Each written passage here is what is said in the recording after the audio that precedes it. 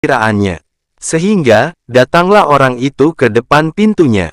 Tatkala telah sampai ke tempatnya, orang itu memandang sendi bangunannya. Rupanya sendi itu mutiara besar. Di atasnya mahligai merah, hijau dan kuning, dari setiap warna. Kemudian, ia mengangkatkan kepalanya, lalu ia memandang kepada lotengnya. Rupanya adalah seperti kilat. Jikalau tidaklah Allah Ta'ala menakdirkan, niscaya ia akan mengalami dengan hilang penglihatannya. Kemudian, ia menundukkan kepalanya, tiba-tiba terlihat istri-istrinya, piala-piala yang diletakkan, bantal-bantal yang tersusun dan permadani yang terbentang. Kemudian, ia duduk bersandar, seraya berdoa, segala pujian bagi Allah yang menunjukkan kami kepada ini. Dan tiadalah kami memperoleh petunjuk, jikalau kami tidak ditunjuki oleh Allah.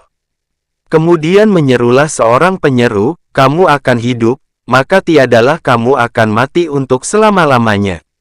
Kamu akan menetap, maka tiadalah kamu akan berpindah untuk selama-lamanya.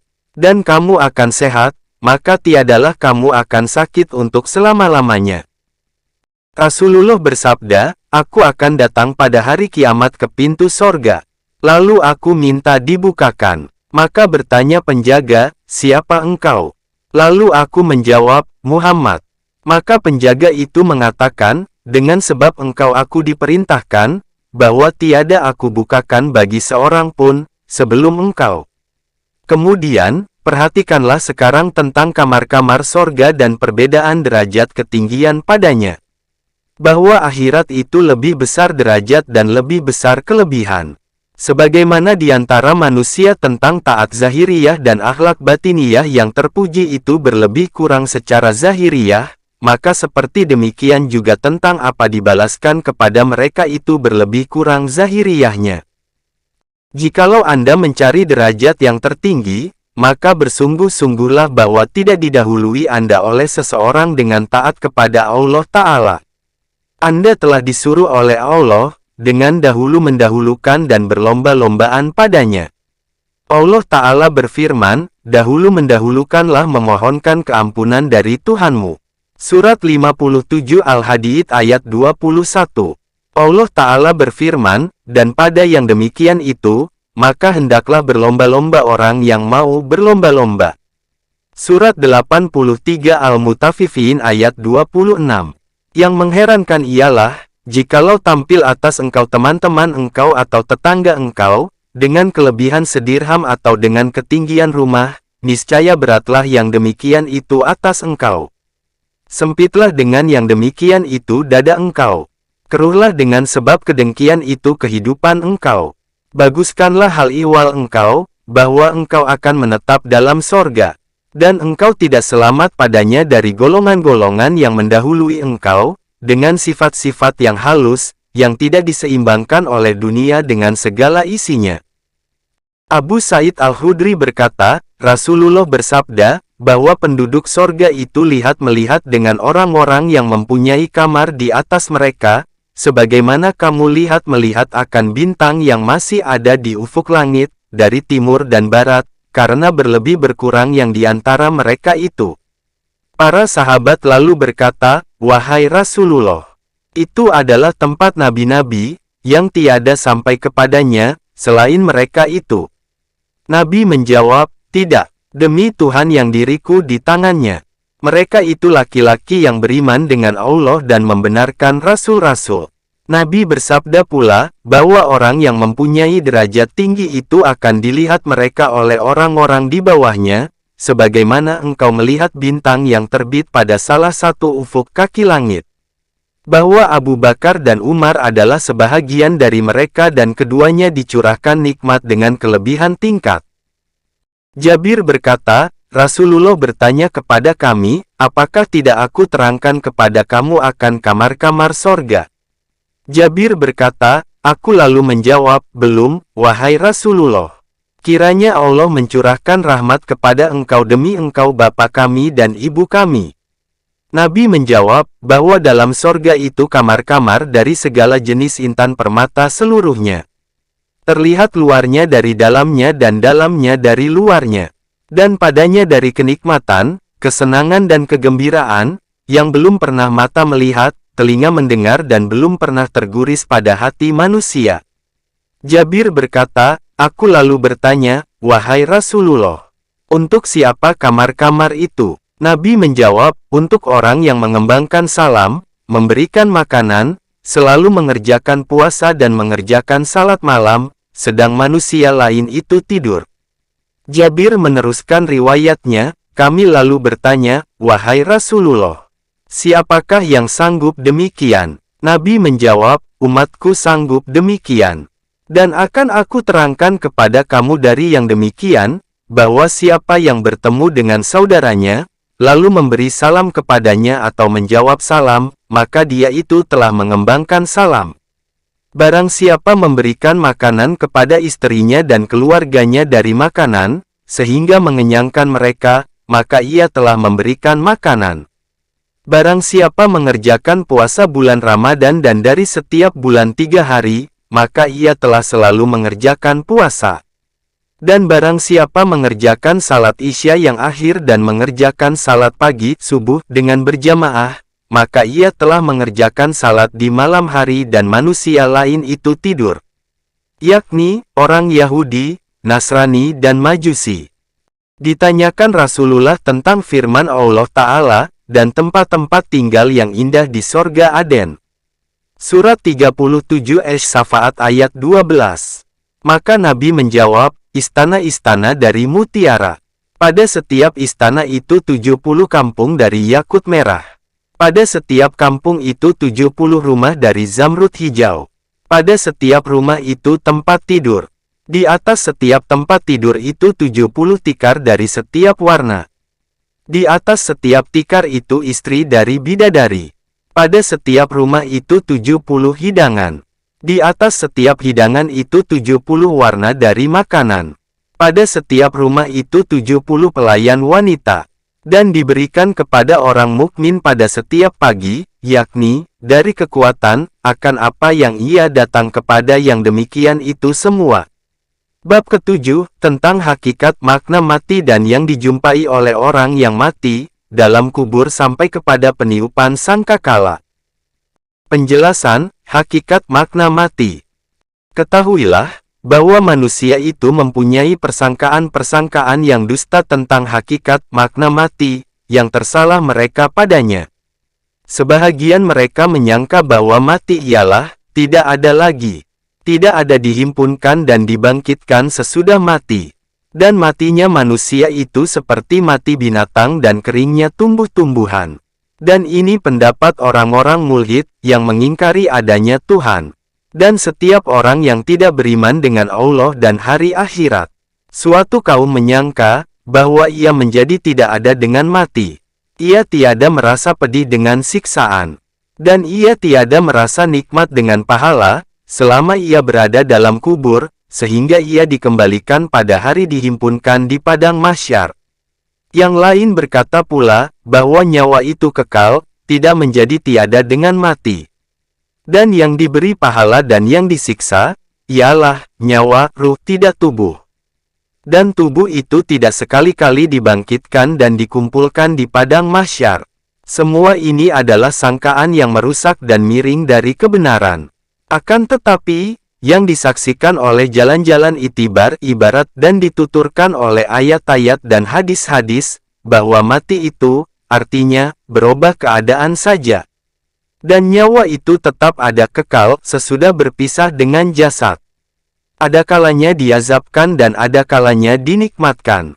Arti berpisah dengan jasad, ialah, terputus urusannya dari tubuh, dengan keluarnya dari tubuh, daripada mentaatinya. Bahwa anggota-anggota tubuh itu alat bagi nyawa yang dipakainya. Sehingga, nyawa itu menggenggam dengan tangan, mendengar dengan telinga dan melihat dengan mata. Dan ia mengetahui akan hakikat makna sesuatu dengan hati. Dan hati ini adalah ibarat dari nyawa. Dan nyawa itu mengetahui segala sesuatu dengan sendirinya, dengan tanpa alat. Dan karena itulah kadang-kadang hati itu merasa pedih dengan sendirinya, dengan bermacam-macam kegundahan, kesusahan dan keduka citaan. Dan hati itu merasa nikmat dengan bermacam-macam kesenangan dan kegembiraan. Dan semua itu tiada menyangkut dengan anggota badan. Maka setiap apa yang menjadi sifat bagi nyawa, dengan sendirinya kekal bersama nyawa itu sesudah berpisah dengan jasad. Dan apa yang ada bagi nyawa dengan perantaraan anggota badan, maka menjadi kosong dengan matinya jasad.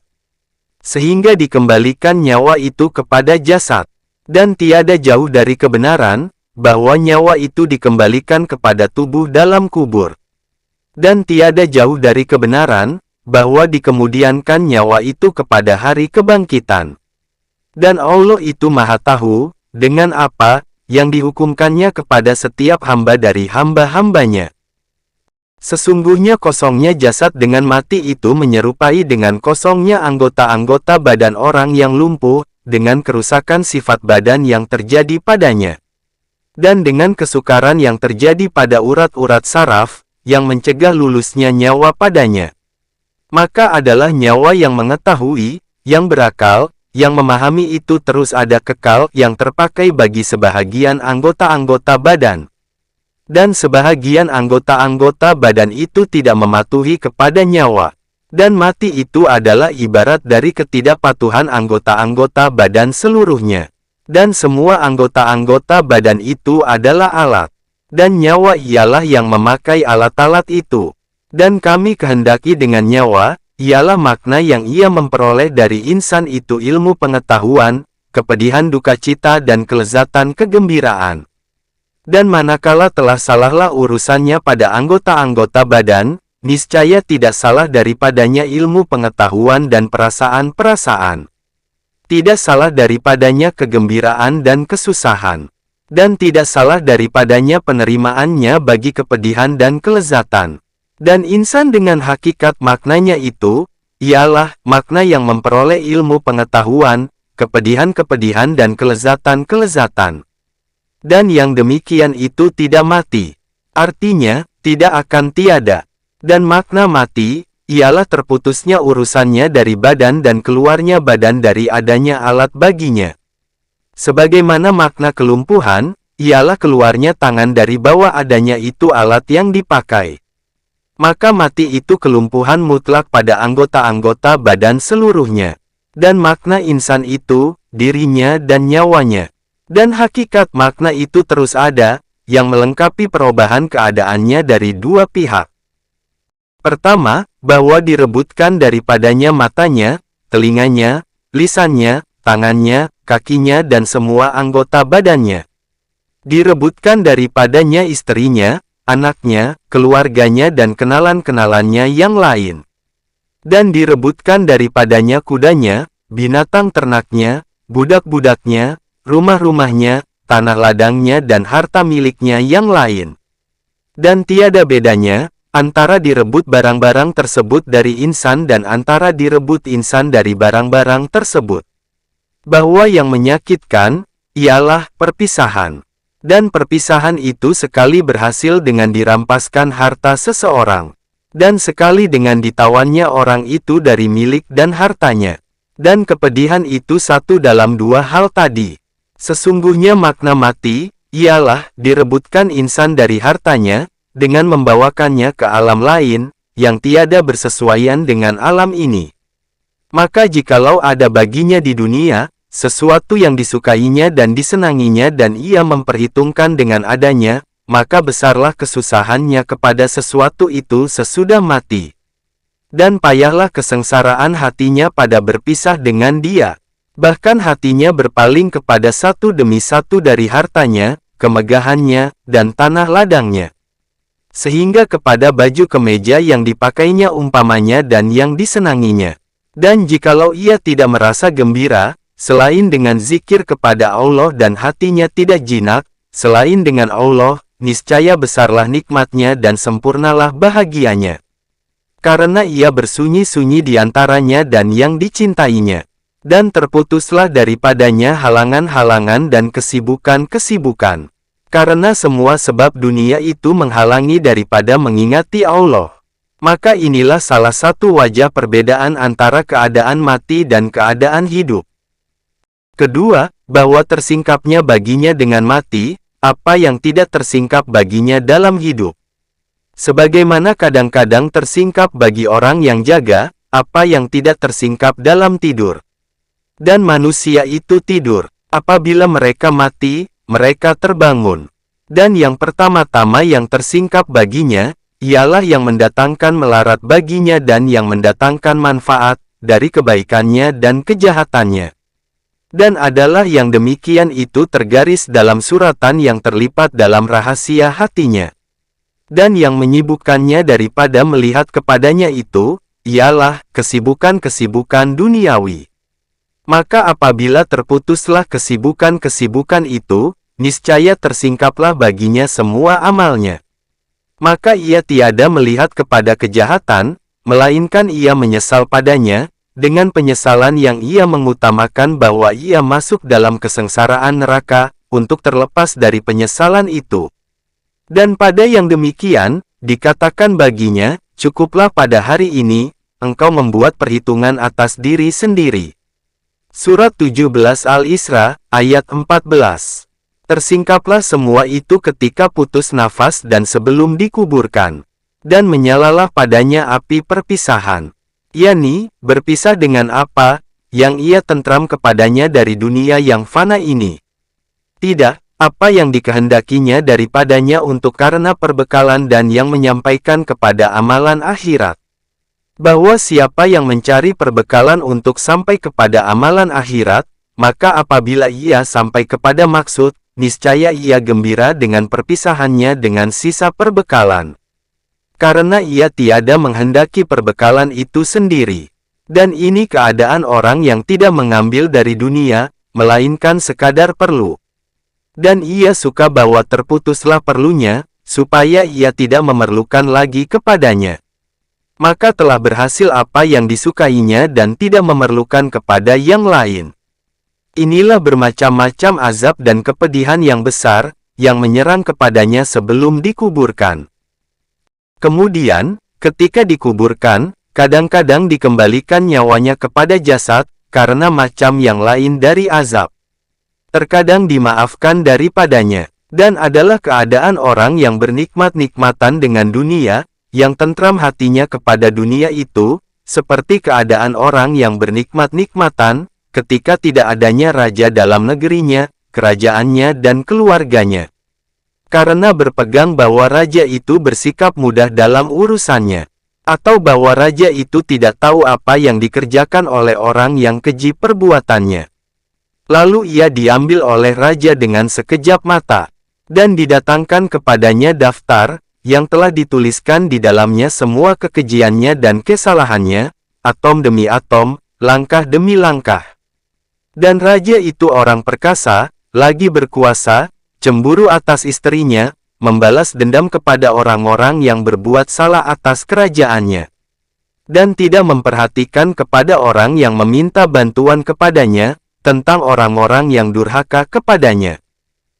Maka perhatikanlah kepada orang yang diambil ini, bagaimana keadaannya sebelum turun azab raja kepadanya, dari ketakutan, keseganan, malu, kesedihan dan penyesalan. Maka inilah keadaan orang yang meninggal, yang zalim, yang terperdaya dengan dunia, yang merasa tenang kepada dunia, sebelum turun azab kubur kepadanya. Bahkan ketika matinya, kita berlindung dengan Allah daripadanya. Bahwa kehinaan, tersiarnya rahasia dan terbukanya tabir itu lebih besar dari setiap azab yang bertempat dengan jasad, dari pukulan, dipotong dan lain-lain, maka ini adalah isyarat kepada keadaan orang yang meninggal ketika meninggal. Dipersaksikan oleh orang-orang yang mempunyai mata hati, dengan penyaksian batiniyah, yang lebih kuat dari penyaksian mata.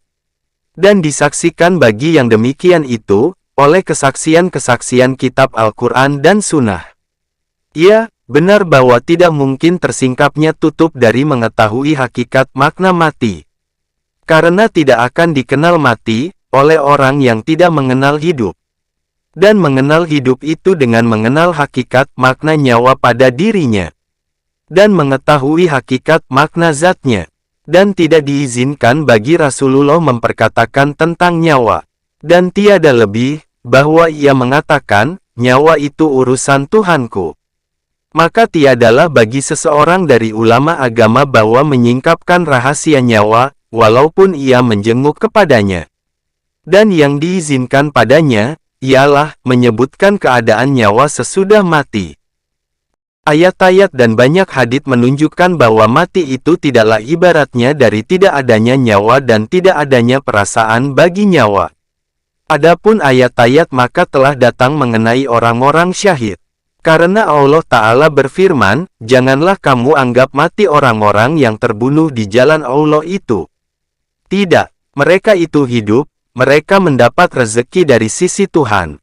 Mereka gembira. Surat 3 Ali Imran ayat 169-170. Tatkala terbunuh kepala-kepala Quraisy pada hari Perang Badar, maka mereka itu dipanggil oleh Rasulullah dengan bersabda, Hai Anu! Hai Anu! Hai Anu! Aku telah memperoleh apa yang dijanjikan Tuhanku kepadaku itu benar. Maka adakah kamu memperoleh apa yang dijanjikan Tuhanmu itu benar? Lalu ditanyakan, Wahai Rasulullah, adakah engkau memanggil mereka itu, sedang mereka itu sudah mati? Nabi menjawab, demi Tuhan yang diriku di tangannya, bahwa mereka itu sesungguhnya mendengar perkataan ini dari kamu. Hanya mereka itu tidak sanggup menjawab. Maka ini adalah nas dalil yang tegas tentang kekalnya tetap adanya nyawa orang yang durhaka dan tetap diketahuinya dan dikenalnya. Dan ayat itu dalil yang tegas tentang arwah orang-orang syahid. Dan orang yang meninggal itu tidak terlepas dari bahagia atau sengsara. Nabi bersabda, kubur itu ada kalanya suatu lobang dari lobang-lobang neraka. Atau suatu taman dari taman-taman sorga. Ini adalah dalil yang tegas, bahwa mati itu, artinya, berubah keadaan saja. Dan apa yang akan ada, dari kesengsaraan orang yang meninggal dan kebahagiaannya itu, bersegera ketika mati, dengan tidak diundurkan. Dan bahwa yang diundurkan, ialah sebahagian dari bermacam-macam azab dan pahala, tidak pokoknya. Dirawikan Anas dari Nabi bahwa beliau bersabda, mati itu kiamat. Maka siapa yang mati, niscaya berdirilah kiamatnya. Nabi bersabda, apabila meninggal salah seorang kamu, niscaya didatangkan kepadanya tempat duduknya pada pagi hari dan sorenya.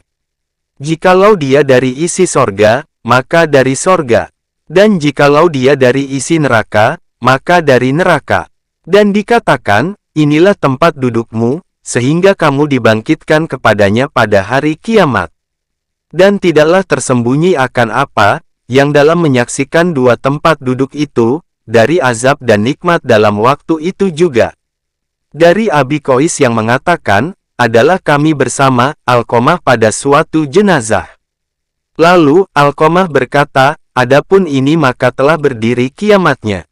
Ali berkata, haramlah atas diri, bahwa ia keluar dari dunia, sebelum ia tahu, dari isi sorgakah dia atau dari isi neraka. Abu Hurairah berkata, Rasulullah bersabda, siapa yang meninggal dalam perantauan, mencari kebaikan bukan kejahatan, niscaya ia mati syahid. Dan dipelihara dari fitnah-fitnah kubur. Dan dibawakan kepadanya pada pagi hari dan sorenya dengan rezekinya dari sorga. Masruk berkata, tiada aku menggemari seseorang, akan apa yang aku gemari dari orang mukmin dalam liang lahat.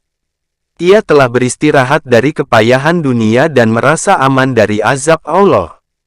Yula bin Al-Walid berkata, adalah aku pada suatu hari berjalan kaki bersama Abi Darda. Aku lalu bertanya kepadanya, apakah yang engkau sukai bagi orang yang engkau sukai?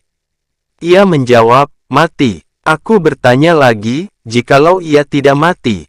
Ia menjawab, sedikitlah hartanya dan anaknya. Sesungguhnya aku menyukai mati, karena mati itu tiada disukai, selain oleh orang mukmin. Dan mati itu melepaskan orang mukmin dari penjara. Dan sesungguhnya aku menyukai sedikit harta dan anak, karena itu adalah fitnah dan sebab bagi jinaknya hati dengan dunia. Dan jinaknya hati dengan orang, yang tidak boleh tidak akan bercerai itu adalah kesengsaraan yang paling berat. Maka setiap yang selain Allah, mengingati dan menjinakkan hati dengan dia, niscaya tidak boleh tidak sudah pasti daripada berpisah dengan dia ketika mati. Karena inilah, Abdullah bin Amr berkata, sesungguhnya contoh orang mukmin ketika keluar nafasnya yang terakhir atau nyawanya adalah seperti orang yang bermalam di penjara. Lalu ia dikeluarkan daripadanya, maka ia merasa lapang di bumi dan pulang pergi padanya. Dan ini yang disebutkannya itu adalah keadaan orang yang merenggangkan hatinya dari dunia dan menggelisahkannya dengan dunia. Tiada baginya kejinakan hati selain dengan mengingati Allah Ta'ala, berzikir kepadanya. Dan adalah segala kesibukan duniawi itu menahankannya dari kekasihnya. Dan kekesatan nafsu syahwat itu menyakitinya. Maka adalah pada kematian itu kelepasannya dari semua yang menyakitkan dan kesendiriannya dengan kekasihnya yang menjadi kejinakan hatinya, dengan tidak ada yang mencegah dan yang menolak. Alangkah lebih patut yang demikian, bahwa adalah itu kesudahan nikmat dan lezat. Dan paling sempurna kelezatan bagi orang-orang syahid yang terbunuh pada jalan Allah perang sabil. Karena mereka itu tidak tampil ke medan perang, melainkan mereka telah memutuskan perhatiannya dari segala yang menyangkut dengan dunia, rindu menjumpai Allah, rida dengan terbunuh pada mencari keridaannya. Kalau ia memandang kepada dunia, maka telah dijualnya, karena sukarela dengan akhirat. Dan penjual itu, hatinya tidak berpaling lagi kepada yang dijual. Dan kalau ia memandang kepada akhirat, maka telah dibelinya dan ia rindu kepadanya. Maka alangkah besarnya kegembiraannya dengan yang dibelinya itu, apabila telah dilihatnya. Alangkah sedikit perhatiannya kepada yang telah dijualnya, apabila telah berpisah dengan dia. Dan menjuruslah hati bagi mencintai Allah Ta'ala yang kadang-kadang berkebetulan pada sebahagian hal keadaan. Akan tetapi, tidak didapatinya oleh mati atasnya, maka ia berubah. Dan peperangan itu sebab bagi mati. Maka adalah peperangan itu sebab untuk memperoleh mati atas keadaan yang seperti ini. Maka karena inilah besarnya nikmat. Karena makna nikmat ialah, bahwa dicapai oleh insan akan apa yang dikehendakinya. Allah Ta'ala berfirman, dan bagi mereka apa yang mereka sukai. Surat 16 An-Nahl ayat 57. Maka adalah ini semua ibarat bagi makna kelezatan sorga.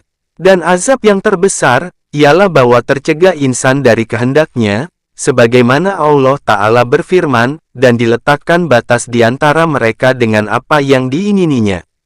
Surat 34 As-Sabak ayat 54. Maka adalah ini semua ibarat bagi siksaan isi neraka jahanam. Nikmat ini didapati oleh orang syahid, sebagaimana ia telah memutuskan dirinya, dengan tidak terlambat. Dan ini adalah urusan yang tersingkap bagi orang-orang yang mempunyai hati dengan nur yakin. Dan kalau engkau menghendaki atasnya itu kesaksian dari pihak pendengaran, maka semua hadits yang mengenai orang-orang syahid, menunjukkan kepadanya. Dan setiap hadits itu melengkapi kepada mengibaratkan dari kesudahan kenikmatan mereka dengan ibarat yang lain. Diriwayatkan dari Aisyah, bahwa ia mengatakan, Rasulullah bersabda kepada Jabir, apakah tidak aku kabarkan kepada engkau dengan berita gembira, hai Jabir? Dan adalah pada hari perang Uhud, ayah Jabir itu syahid. Jabir lalu menjawab, ada, kiranya Allah memberitakan engkau kabar gembira dengan kebajikan.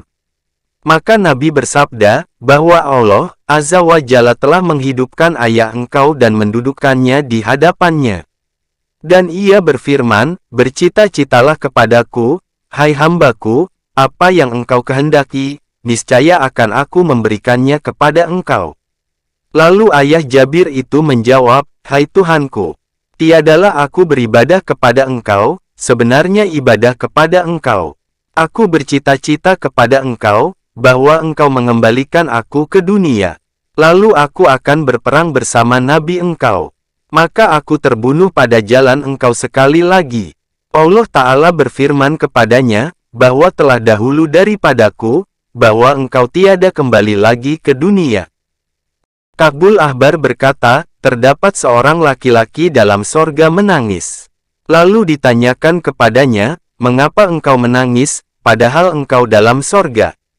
Ia menjawab, "Aku menangis, karena aku tidak terbunuh pada jalan Allah, kecuali hanya sekali. Aku ingin, bahwa aku dikembalikan ke dunia. Lalu aku terbunuh pada jalan Allah berkali-kali." Ketahuilah, bahwa orang mukmin itu tersingkap baginya sesudah mati, dari keluasan keagungan Allah, akan apa yang adalah dunia itu dengan dikaitkan kepadanya, seperti penjara dan tempat yang sempit.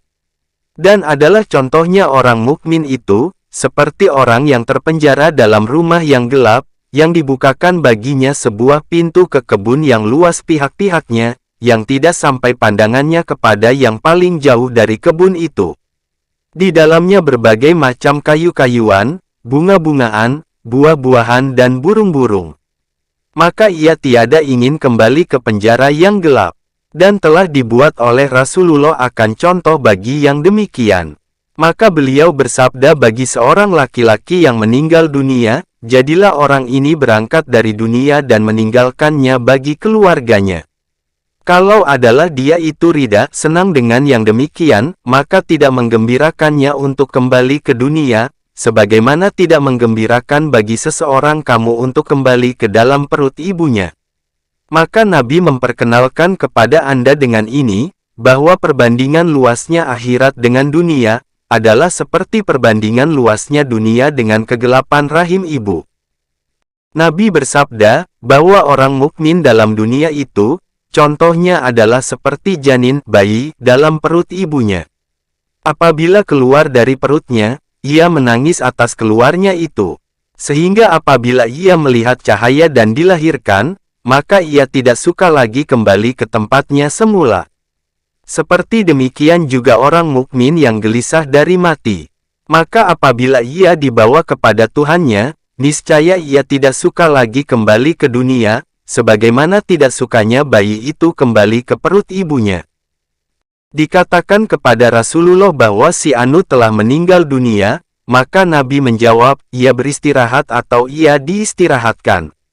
Nabi mengisyaratkan dengan, ia beristirahat, itu kepada orang mukmin dan dengan, yang diistirahatkan, itu kepada orang zalim, karena penduduk dunia beristirahat daripada kezalimannya.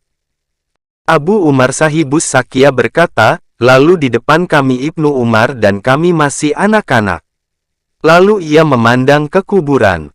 Tiba-tiba tampak tengkorak manusia.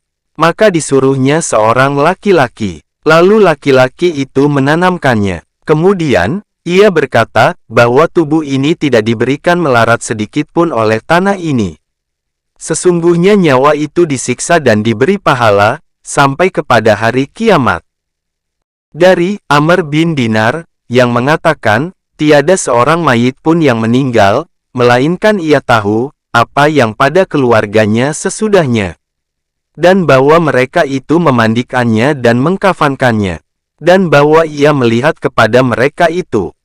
Malik bin Anas berkata, sampai kepadaku bahwa nyawa orang mukmin itu diutuskan, dia pergi kemana ia kehendaki. An-Nu'man bin Bashir berkata, aku mendengar Rasulullah bersabda di atas mimbar, ketahuilah, bahwa tiada kekal dari dunia, selain seperti lalat yang terbang bulak-balik dalam udaranya. Maka, Allah mengenai saudara kamu dari isi kubur. Sesungguhnya amalan kamu didatangkan kepada mereka. Abu Hurairah berkata, Nabi bersabda, jangan engkau buka kekurangan orang-orang yang meninggal dari kamu, dengan kejahatan perbuatan kamu. Sesungguhnya perbuatan kamu itu didatangkan kepada wali-wali kamu dari isi kubur.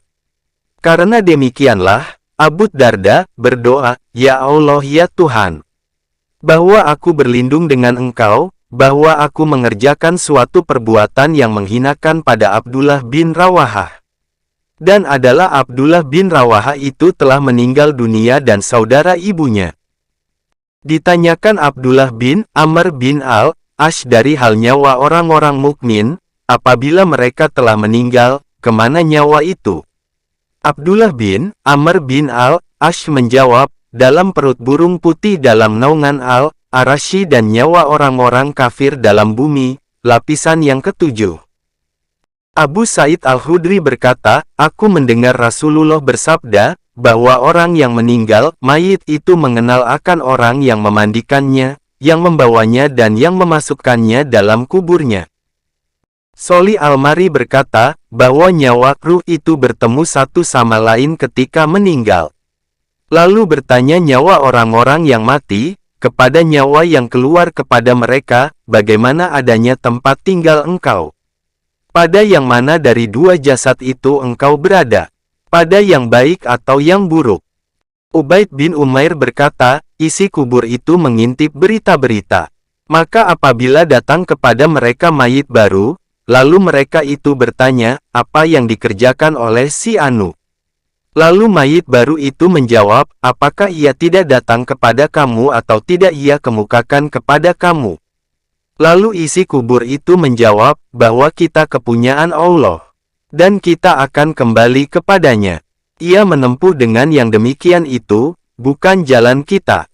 Dari Ja'far bin Said, yang mengatakan, apabila meninggal seseorang, lalu anaknya menemuinya, sebagaimana ia menemui orang yang tidak ada selama ini. Mujahid berkata, bahwa orang itu diberikan kabar yang menggembirakan dengan baik anaknya dalam kuburnya. Dirawikan Abu Ayyub Al-Ansari, dari Nabi, bahwa beliau bersabda, bahwa nyawa orang mukmin apabila telah diambil, niscaya dijumpai oleh yang punya kasih sayang daripada hamba-hamba Allah. Sebagaimana dijumpai orang yang membawa kabar gembira di dunia. Mereka itu mengatakan, lihatlah saudaramu, sehingga ia beristirahat. Sesungguhnya ia berada dalam kesusahan yang sangat. Lalu mereka itu menanyakannya, apakah yang dikerjakan si Anu yang laki-laki, si Fulan? Apakah yang dikerjakan si Anu yang wanita, si Fulanah? Sudahkah kawin si Fulanah? Apabila mereka menanyakannya dari hal seorang laki-laki yang telah meninggal sebelumnya dan ia mengatakan, ia sudah meninggal sebelum aku. Mereka lalu mengucapkan, Inna lillahi wa inna ilaihi rajiun. Bahwa kita ini kepunyaan Allah dan kita ini akan kembali kepadanya. Dia itu dibawa kepada ibunya yang kasih sayang. Penjelasan, perkataan kubur bagi mayit. Perkataan orang-orang yang meninggal itu ada kalanya dengan lisan perkataan, lisanul makal, atau dengan lisan keadaan, lisanul hal, yang lebih terang pada pemahaman orang-orang yang meninggal, dari lisan perkataan pada pemahaman orang-orang hidup. Rasulullah bersabda, kubur itu berkata kepada mayit, ketika ia diletakkan di dalamnya, kasihan engkau, hai anak Adam. Apakah yang memperdayakan engkau dengan aku? Apakah engkau tidak tahu, bahwa aku itu rumah fitnah, rumah gelap, rumah sendirian dan rumah ulat? Apakah yang memperdayakan engkau dengan aku, karena engkau melalui kepadaku dengan sikap fatzats? Maka kalau dia itu orang yang memperbaiki keadaan, niscaya yang menjawab di kuburan bertanya kepadanya, adakah engkau melihat bahwa ada dia itu menyuruh dengan ma'ruf dan melarang dari munkar? Lalu kubur itu berkata, jadi, aku akan memalingkan kepadanya yang warna hijau dan jasadnya kembali menjadi nur dan nyawanya naik kepada Allah Ta'ala. Sikap fatzats itu, ialah maju selangkah dan mundur selangkah, sikap ragu. Begitulah ditafsirkan oleh perawi perkataan fatzats pada hadits itu. Ubaid bin Umair Al-Laitsi berkata, tiadalah dari seorang mayit itu yang meninggal, melainkan ia dipanggil oleh lobangnya, yang dikuburkannya dia di dalamnya. Aku rumah kegelapan, sendirian dan tersendiri. Jikalau adalah engkau dalam hidup engkau itu taat kepada Allah, niscaya adalah engkau pada hari ini rahmat kepada engkau. Dan jikalau ada engkau itu maksiat, maka aku pada hari ini siksaan kepada engkau. Akulah, yang siapa masuk kepadaku, yang taat, niscaya ia keluar yang bergembira. Dan siapa yang masuk kepadaku, yang maksiat, niscaya ia keluar yang berduka cita. Muhammad bin Subai berkata, sampai kepada kami, bahwa seseorang